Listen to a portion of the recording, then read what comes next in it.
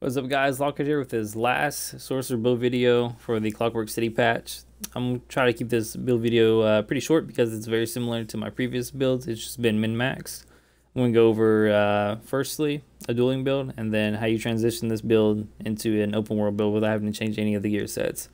So with that being said, let's just go and hop right into it guys. So right now here's my character sheet. I'm buff without food. That's rather unfortunate. There we go. So we're running 48k max on the front bar.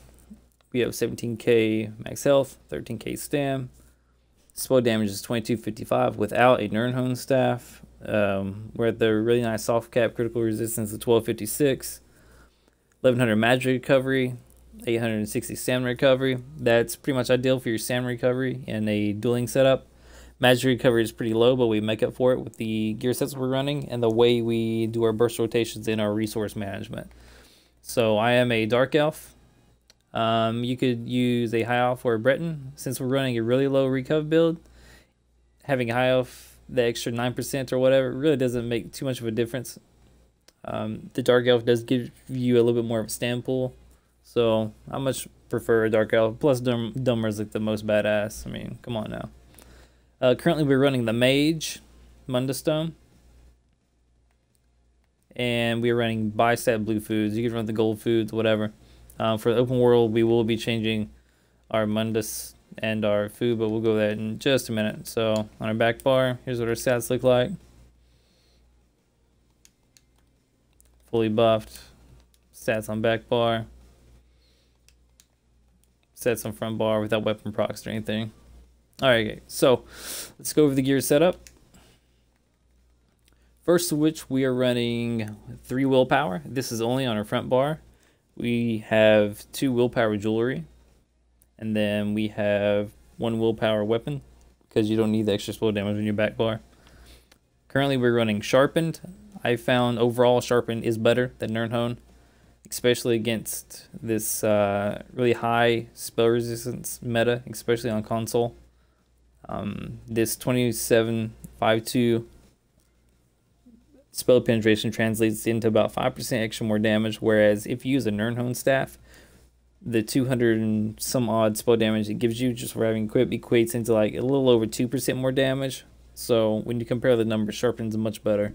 Unless you're against an opponent who has shields, such as a Sorcerer or a Mag Blade, then Nirnhone would be the better alternative. We're running a weapon damage enchantment on our front bar as well. Pretty standard stuff. The other 2 sets we're running, first of all, is Lich. We're running 3 Lich on the body. Actually, we're running 2 Lich on the body, 1 jewelry piece, and 2 Lich sword and board back bar. This is a sword and board destro build, as you guys probably know from my previous builds. We are running Infused on our main hand backup, just because it's important to keep your opponent debuffed, and with the Infused enchantment, you're debuffed 100% of the time. 452 spell damage and weapon damage, which is super considerable. That's a lot. You could run defending. I wouldn't suggest it just because it only gives you like 1500 resistances. Or you could run disease. Disease is really good this patch, especially with all the Templars and the super good healing from the stamina classes, such as DKs and such. Entirely up to you, but for now I prefer weakening. The other set we're running is Shackle Breaker.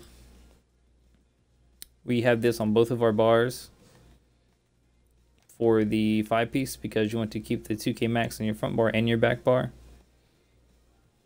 Because, say for example, I'm on my front bar. You see my magic, 47k. I switch to my back bar. I'll lose that magic. See, I swap back to my front bar. So you'll end up losing that magic in the long run. So you definitely want both of those on the front bar and the back bar. We are running Infused on the bigger pieces and Inpin on the smaller pieces. As far as these jewelry enchantments are concerned, we're running all spell damage. Alright, so let's go over the bar setup. Always running Frag, this is a must. Running Haunting Curse. Inner Light, Force Pulse. You could run Crushing, but I found that in duels there's not much stuff to interrupt besides maybe a Stamina Sorcerer using Dark Conversion. so I like having the extra 10% damage on my weaves. And Rune Cage. Rune Cage is super important since we don't have a reliable stun anymore, thanks to the Clockwork City patch. This is pretty much a fossilized from Decay, so if you're familiar with that, it's a undodgeable, unblockable stun. It really helps against those perma block builds or just block builds in general, and we're also running Meteor. So this is our main combo on our front bar. Of course, have a frag proc, curse, weave, Meteor, Rune Cage, frag. It's typically how you set that combo up. I'll show you on a test dummy in just a minute. Back bar, running Dark Conversion. The skill is essential. You can't run this build without it. Running double wards. We're running Power Surge and Balance to keep our heals up, because Power Surge not only is our major sorcery buff, but for every crit we get, we heal for 2500. This can crit, by the way. And Balance Storm gives us our resistance buff, plus a small dot around us, which if there's people on you, or if you're in duels or whatever, this does crit pretty often and it keeps your health capped out. Also, our champion system keeps us healed pretty much capped off too. I'll go over that in just a moment as well.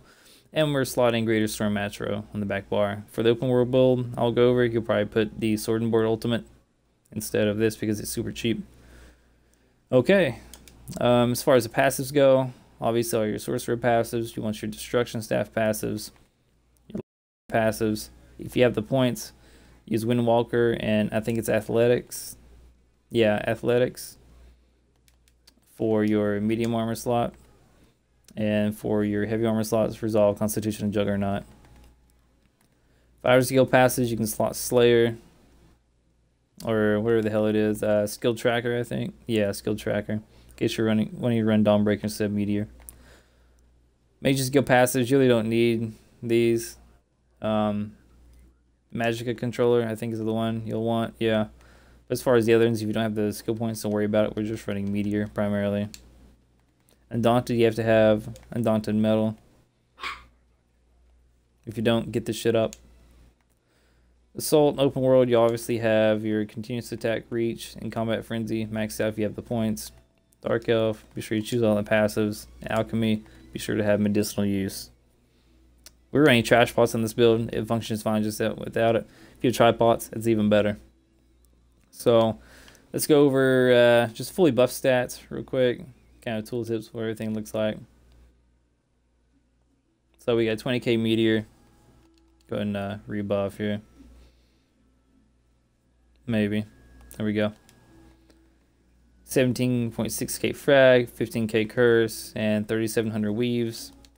With a procced entropied frag. We're at around 21k. It's hitting harder than our Meteor. It's pretty dope. The tooltips will be higher, like I said, if you run a Nirnhone staff. I just personally prefer Sharpen instead of having a really robust character sheet like people like to show off. So let's go ahead and hop into the champion points, and then after that I'll show you guys how you transition this into an open world build. This has been completely min-max, guys. I've spent a lot of gold, a lot of time testing. So the blue tree I'm super confident with. So if you are going to run this build, set it up as such. We have 72 in Elfborn, 49 Ellie Expert, 28 Spell Erosion, 72 Master at Arms, and 9 Staff Expert. The system does round your values down to the nearest whole number, so keep that in mind if you decide to vary this up a bit. As far as our red trees go, Resilient helps keep our heals up when you take critical damage you heal. It may not seem like a lot, but since we don't have a super reliable heal such as Healing Ward, every little bit helps. We have 61 in Ironclad, 10 in the Spell Shield, 7 in Resistant, 10 in the Light Armor Focus, 27 Hardy, 27 Ellie Defender, 23 in Thick Skin just because of the, I wouldn't say overperforming Magicka DKs, but they are performing quite well, and all the bleed builds out there. This helps mitigate a lot of that damage. We have 9 into Expert Defender because everyone's light attacking, heavy attacking, why not? And 56 points in the Bastion. You can max this out to 72 if you want, but that little 3% is really not going to matter because you will end up reapplying your wards anyway. 56 in the Warlord. We have 32 in Tenacity. This is really great on this build because since we are running a Swordboard Destro, if we're running low on any stat pool, For example, on our front bar, which is our industrial staff, we can heavy attack and return Magicka. If we're running super low on stamina, we can just heavy attack on our back bar, our swordborne bar. So that helps us keep our resources management. You really have to watch your resources in this build because it can get messy if you skew toward one side. So if you have a shit ton of Magicka, no stam, you might be in trouble. 43 in Arcanus, 43 Mooncalf. You can take points out of this since we are running a pretty low recovery build and toss elsewhere, but this one we're running for right now. At 28 in the Shadow Ward, 28 Tumbling, you know, just pretty well-rounded CP setup, except for the blue tree. It's pretty much optimized. Okay, guys, so there's the build, right, for dueling.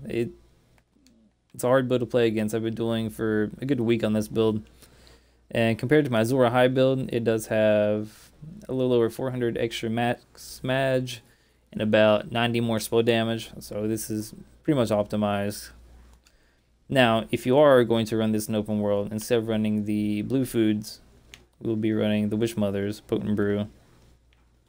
And in my opinion, instead of getting the Atro, I would suggest running the Serpent Mundus. Having an extra 250 stamina recovery is better than having like an extra 250 magic recovery on this build, in my opinion. Where the fuck the Serpent is. It's one of these. We'll just go over the character sheet in the open world setup. Oh, notice we are down to 41k max on back bar. That's completely fine. In open world, you can either run Boundless or you run Ball Lightning. I prefer Ball Lightning because we're not using Streak anymore for our Meteor combo.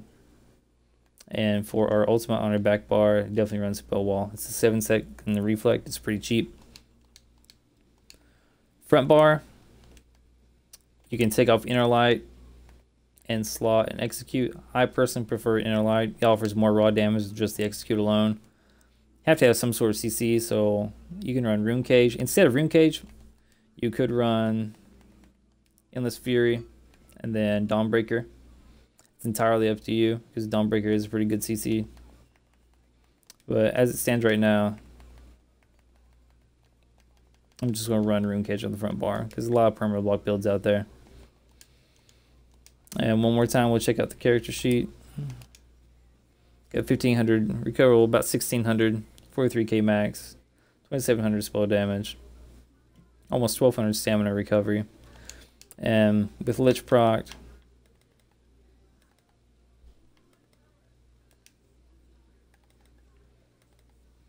without a potion proc, we're up to 3k on our front bar and 3130 on our back bar. Now if you pop a potion, that's going to be about another 400 or 500 recovery, possibly 6 more hundred. So there was build, guys.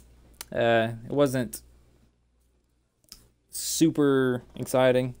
It's very similar to my previous builds. I apologize, but I feel that this is the optimal setup for Sorcerer right now. The playstyle is quite difficult to get used to, especially since we're not running a healing ward. Having the mindset of always keeping your health capped off is a big issue. As long as you're able to do that, this build really outshines any other Sorcerer build. I mean, I would say it's in my opinion, but it's pretty much fact. This is a really, really good build. It does struggle a little bit against stamina builds, especially if they consistently bash your Dark Conversion. And if you find that happening in duels, instead of running the Mage Mundus on our dueling setup, just switch to Serpent. You have damn near 1200 stamina recovery. And then when you pop a tripod, you have 1500. So even if they do bash you, matter. You're just going to have enough to recover.